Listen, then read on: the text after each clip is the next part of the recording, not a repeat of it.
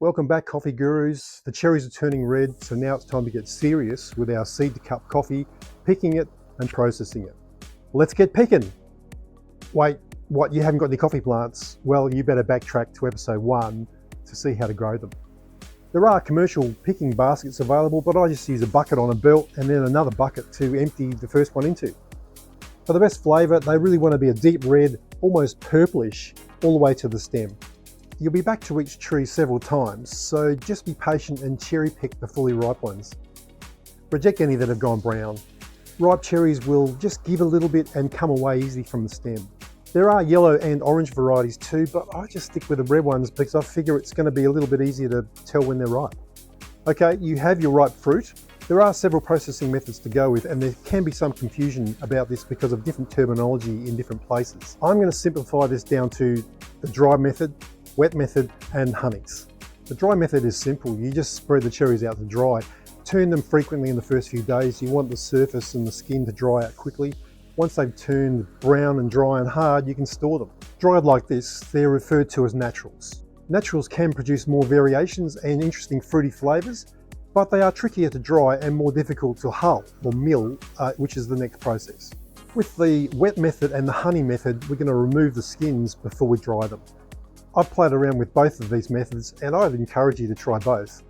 Removing the skins while it's soft just makes the job easier, and the beans dry quicker and more evenly with less risk of going mouldy.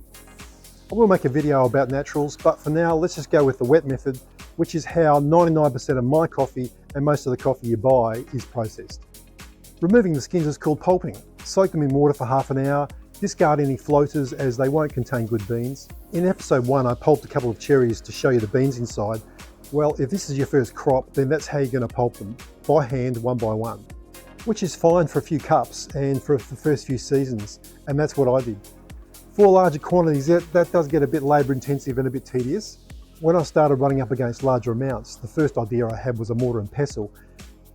This bursts open most of the cherries, but not all, and you still need to pick out the skins and separate them by hand.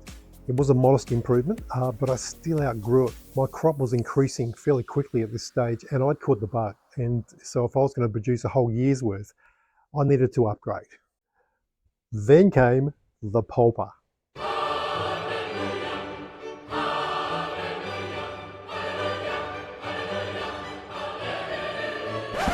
The pulper was a godsend. It virtually eliminated that labour-intensive job.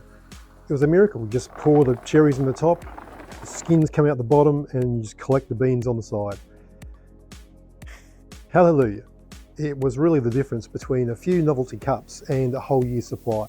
I have it mounted on an old chair with golf buggy wheels so I can move it around. This bad boy comes with a crank and it works amazingly well, and that's what I did for a few seasons, crank. But I kind of always had the idea that I would motorise. Turns out the cement mixer motor bolted to this bench, fitted with a belt, works like a charm. I just transfer it back when I want to mix some concrete. I love my pulper, and with it I can easily pulp a whole year's supply.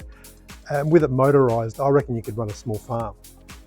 The whole kit pays for itself in less than a season, and I'll leave some links below for some information about them. We've grown our crop, we've spread some out as naturals, and we've pulped the rest. In the next episode, we're going to process them like millions of tonnes of coffee is processed around the world each year, some into washed and some into honeys.